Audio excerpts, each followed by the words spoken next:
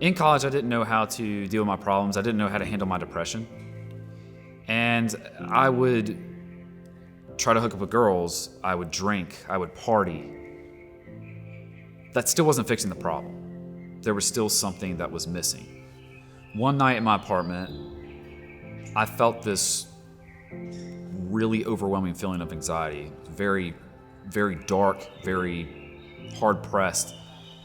And I felt this subtle, still voice come over me. The voice told me to turn to Matthew chapter 6, and it was talking about do not worry on that exact page. And I dropped the Bible. I called my mom. I was freaked out. I didn't know how to handle it. And she told me, she said, son, this is God. He's speaking to you.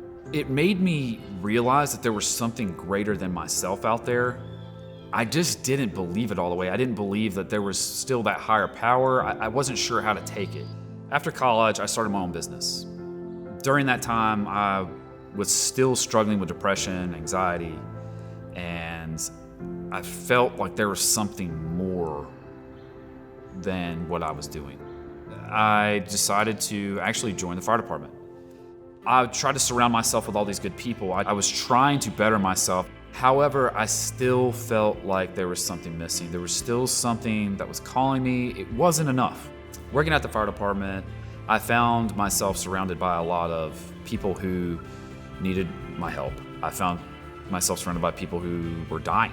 I was thinking about where was I going after life?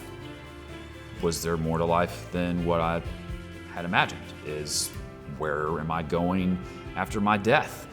Is there a higher power? Really, I didn't know. I didn't know the answer to that, and it did. It scared me.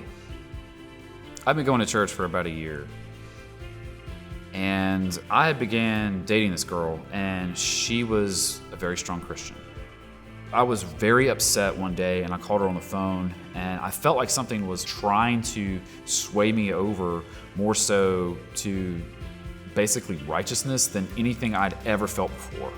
She told me that she believed that this was God telling me that I needed to basically commit.